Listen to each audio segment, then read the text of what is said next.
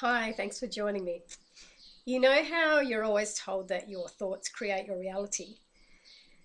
It's also important to know that thoughts connected to words hold a frequency, and it's that frequency that you are sending out, which is what you are attracting back to you. That frequency is the energy source that we all communicate with each other and also with those that have passed over. It's not actually like verbal words. I kind of explain it like those on the other side that have passed don't actually hear our words, they hear the frequency that goes with the words. And that's why I love doing readings in writing. I love to write them because depending on how you are at the time of receiving a reading, you might be in a certain frequency. Your thoughts at that time are going around and around in your mind. You may be troubled about something. You may be feeling a bit lost. And so your frequency at that time, when you get the reading, when you read it back to yourself, there may be things in there that you don't understand at this time, or you don't want to hear, or or you do resonate with them and it's a help to you. And then you can read that same reading later, like a year later, and you're in a whole different frequency field, and the reading actually is interpreted by you a lot differently depending on how your frequencies changed over that time.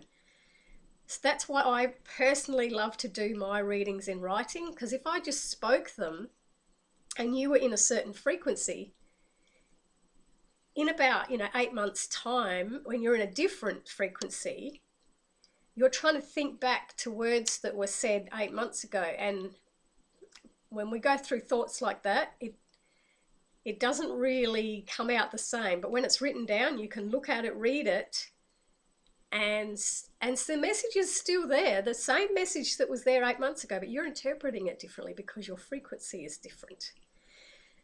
And a way you can sort of understand this is, like, when I was a little kid, I could not stand anybody that said there was two words that if an adult around me or another child around me said these words, I immediately felt my body reacted to these words and I wanted to remove myself from them, because I felt like if they have the ability to use words like that, their frequency to me was not in a good place, and I just didn't want to be around it. The one word, which you may not even realize how much effect this one word had on me, but it was the word nasty. As soon as somebody said the word nasty to me when I was growing up, I thought of cough medicine and yuck, and that I wanted to spit it out, that horrible feeling. The word nasty, the energy of that frequency would sit in my mouth, and I felt like I wanted to spit it out again, and I just wanted to get away from anybody that continually used those kind of words. The other one was, in my teenage years, I couldn't stand the word bitch when someone called another person a bitch. I think a lot of people sort of say it now. They may even say it in a form of, I don't know, like as a joking type thing, but I couldn't stand that word. That anybody that was using that word when I was growing up, I felt like the energy had such power. The frequency had such power behind that word. I didn't want to be near it. I didn't want to absorb that energy myself. So this is something you can do for yourself, just to feel it in your own body. I want you to get yourself very relaxed. Always drop your shoulder. Whenever you're going to relax yourself, these are the areas. If you go, oh, I was really tense in my jaw, I didn't even realize how tense I was in my jaw. If you just kind of relax your jaw and drop your shoulders, because so many times you're just holding all this tension in there, and until you become aware of it and let it down, you don't even realize you're holding it there. So drop your shoulders, relax your chin, take some deep breaths. Each time you let a breath out, your body just drops away. You can close your eyes for this, or you can keep your eyes open. It doesn't really matter. I'm going to give you a word, And I want you to keep saying this word over and over in your mind or out loud if you're on your own and you don't mind saying it out loud. But say it in your mind and start noticing how your body feels when you say this word. Desperate. Desperate. Keep saying desperate over and over to yourself. Is there a particular place in your body that suddenly you felt a pain? Is there something in your body that feels heavy? Did that word sit somewhere in your body? Does that word make you want to embrace it or get rid of it? Do you feel heavy when you say that word? Desperate. Really take notice of how that word holds a frequency. And then you'll notice when you say words like that, that is the frequency that you're sending out, especially if you say, I am desperate to have something. Is that a good energy to be sending out, or is that a heavy energy? And so the word desperate goes out, and desperate's what you get all the time. It comes back. So now that you've thought about that word, let that word go. Shake it out. Shake out that word. Now sit down, relax again. And now I want you to say the word hope. Hope. Hope. How does hope sit in your body? Does hope feel nice to you? Does hope feel something that you want to feel? Does hope feel like it has raised your frequency a bit higher than it was when you were saying the other word? Does hope give you a sense of a belief? Is hope giving you a gift of some sort? Rather than taking away your energy, is it giving you more energy? And did the word hope sit somewhere in your body? Does your body feel lighter when you say the word hope? Does that word make you smile and the other word made you frown? So focusing on that word, see the difference. Can you feel the difference in your body between the word desperate and the word hope? That is frequency. That is frequency that the energy in your body reacts to.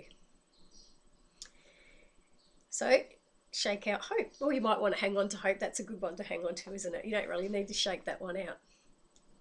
Now, here's another word I'm going to give you, and you can have many different emotions that go with this word depending on your experience that you've had with this word.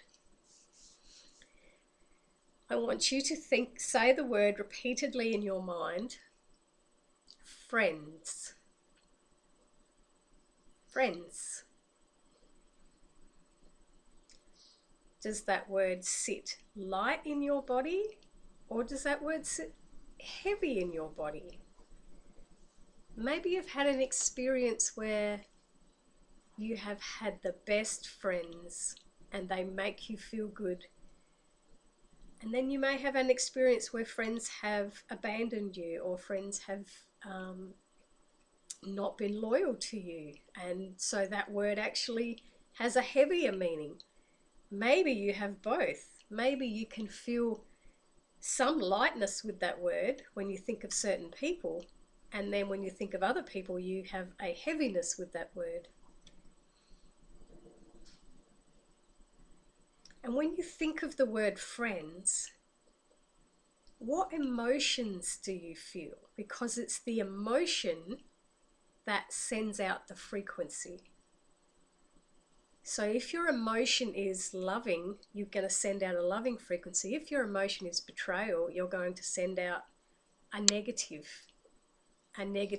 frequency.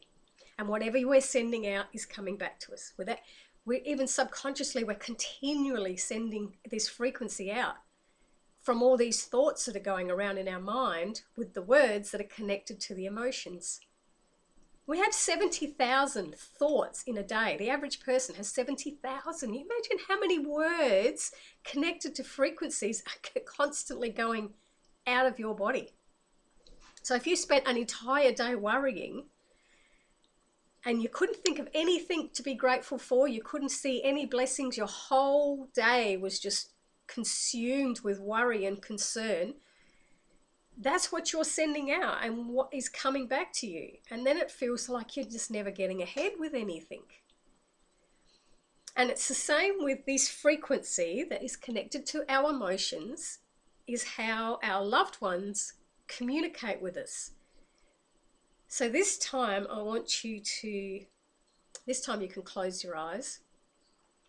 I want you to think of a loved one who has passed, the first one that comes into your mind, and think about something about them. Think of a memory that you have with that person. And maybe a little story unfolding about something you remembered that you did with them, or they did to you, or you did to them, or an experience you shared together. Think of that story. Now, how are your emotions feeling about that story? Is it making you smile because that story is a happy memory? Is that a sad memory? Is that a difficult memory and you're trying to remember it, but you're kind of trying to block it at the same time? Is there any kind of anger connected to your memory?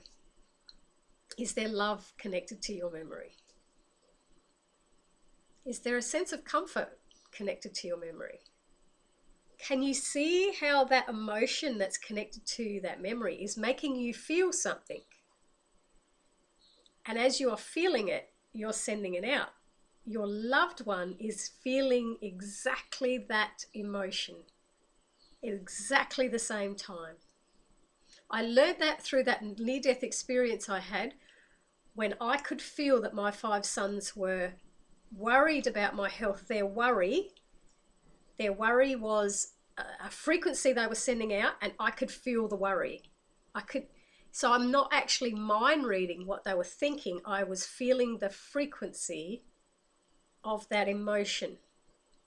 And that's how it works with, when you want to manifest things and they say you just have to think it and you'll receive it.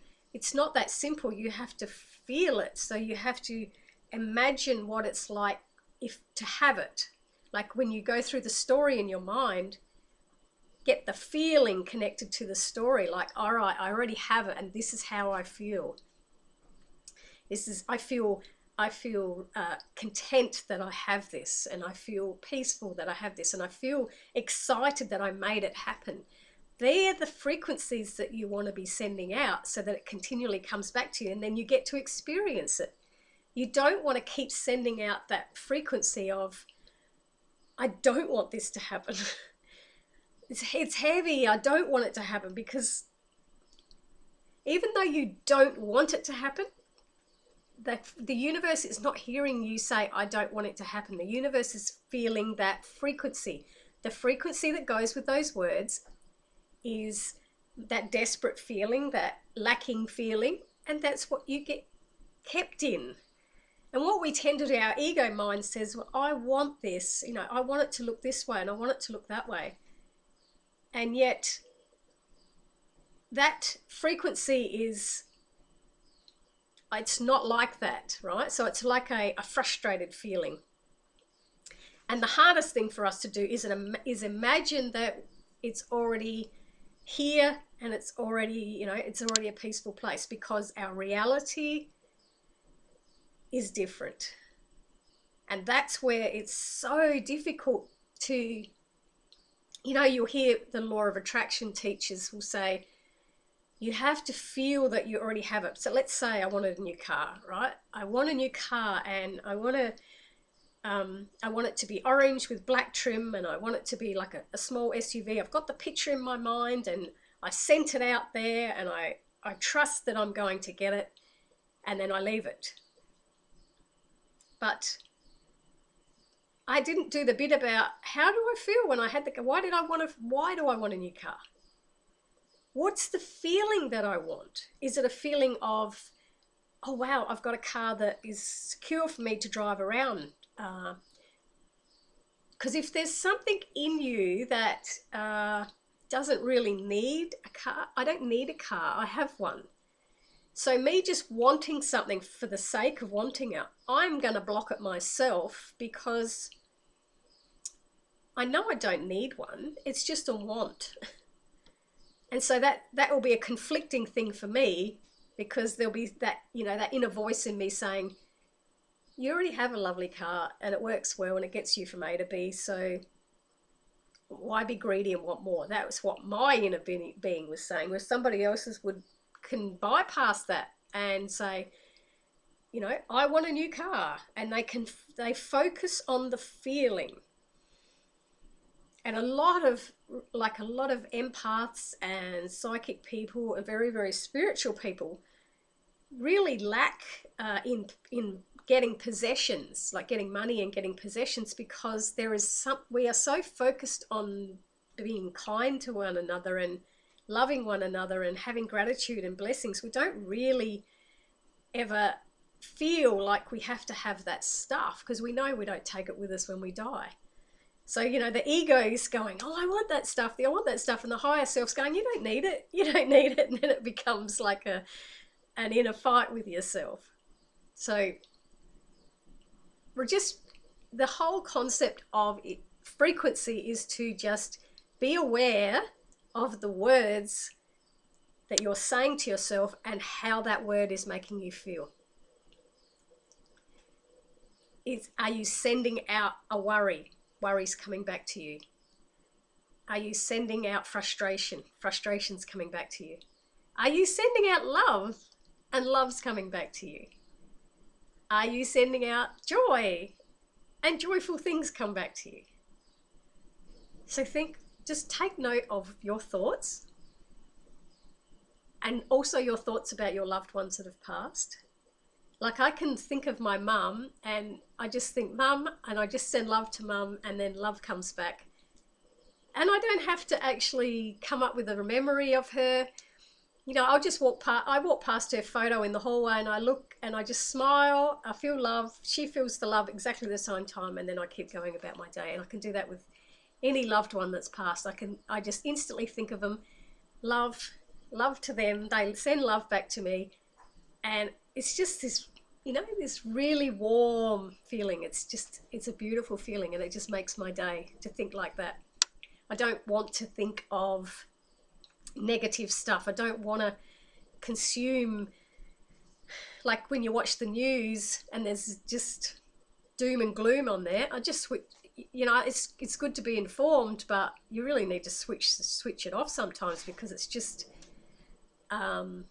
it makes you start thinking of negative stuff, and I don't want that in my life. I don't want to contribute to the negativity of the earth either.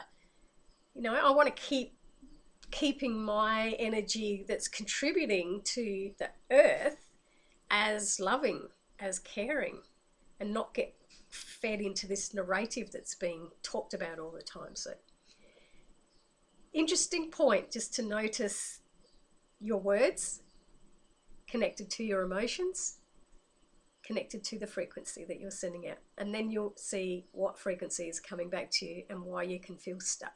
So thank you so much for listening to me.